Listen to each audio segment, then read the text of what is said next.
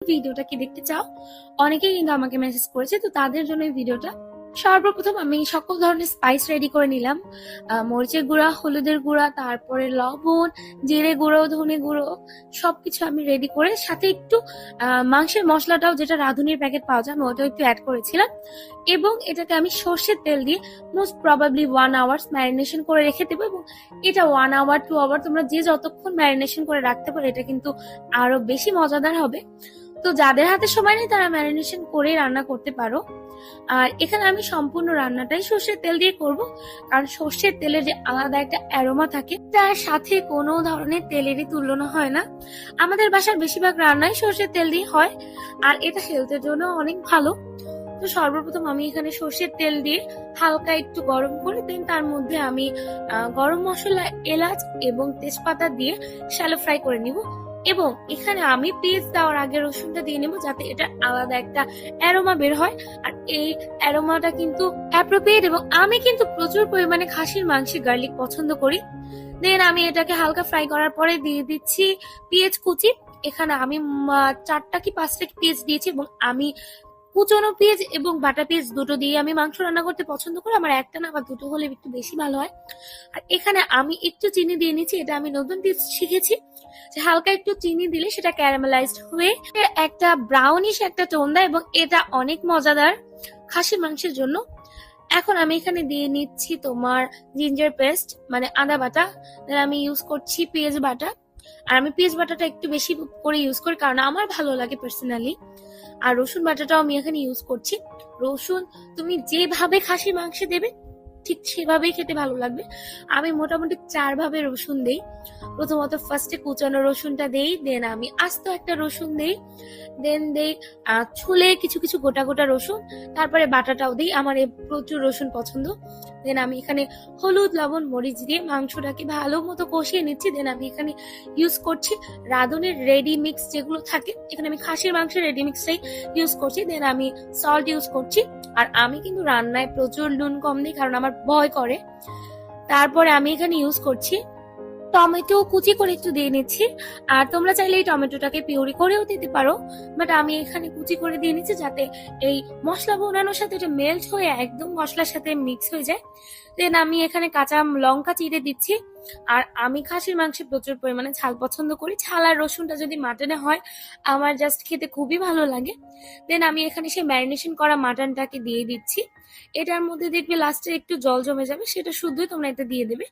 দেন তোমাদের এখন চলবে এই মাংসটাকে খুব ভালো করে কষানোর পালা। মাংস যত বেশি কষানো হবে তত বেশি মজা। আর আমি ছোটবেলায় সবচেয়ে বেশি পছন্দ করতাম বাসি খাসির মাংস। এটাকে বাসি খাসির মাংসকে যত পরিমাণে জাল দেবে এটা স্বাদ তত গুণ বাড়বে। তো আমি এখানে ভালো মতো মাংসটাকে কষিয়ে নিচ্ছি, এবং কষানোর সাথে সাথে তোমরা একটু ঢেকে ঢেকে কষাবে যাতে এর মধ্যে থেকে জল বের হয়ে মাংসটার নিচে লেগে না যায়। তো আমি এখানে মাংসটাকে খুব ভালো মতো কষিয়ে নিচ্ছি।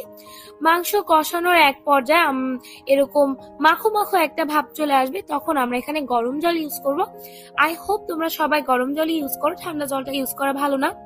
দেন এখানে আমার প্রিপারেশন চলছে খিচুড়ি রান্না করার। তোমাদের দাদার একদম সবচেয়ে বড় রিকোয়েস্টটা ছিল এই খিচুড়ি। সে একটু মাখো মাখো করে খিচুড়ি খেতে চেয়েছে, তো আমি ঠিক সেভাবেই রান্না করবো, কারণ এখানে অনেক বড় একটা ব্যালেন্স করতে হয়, সেটা হলো জলের। সেই ব্যালেন্সটা আমি অতটা ভালো বুঝি না, তাই আমি আমার শাশুড়ি মাকে জিজ্ঞেস করে নিলাম। এখানে আমি সকল ধরনের স্পাইস কি কি দিয়েছি তোমরা কিন্তু ইতিমধ্যে দেখে নিয়েছো। আর তোমরা চাইলে একটু লেফট ওভার মাংসের যে গ্রেভিটা থাকে সেটা এর মধ্যে দিতে পারো, তাতে আরো বেশি মজাদার হবে। আমি নেক্সট টাইম রান্না করলে বেশি করে গ্রেভি করে সেটা আমি ইউজ করবো। এখানে আমি মুগ ডাল, মুসুর ডাল এবং পোলাও চাল ইউজ করেছি। দেন আমি এটাকে একটু হালকা করে ফ্রাই করে নিব। অত্যন্ত ফ্রাই করলে সেক্ষেত্রে তোমার এটা খুব শক্ত শক্ত হয়ে যাবে। ফ্রাই করে নেওয়ার এক পর্যায়ে আমি এখানে জল ইউজ করব, এবং এই মেজারমেন্টটা কিন্তু খুবই টাফ। আমি এই জলের মেজারমেন্টটা একদমই বুঝি না, তবে যেহেতু আমার এখানে জলের মেজারমেন্টটা তোমার একটু মাখো মাখো রাখতে হবে, তার জন্য একটু জলের মেজারমেন্টটা বেশি দিতে হবে। তা আমি চেষ্টা করবো এখানে জলটা একটু বেশি ইউজ করার।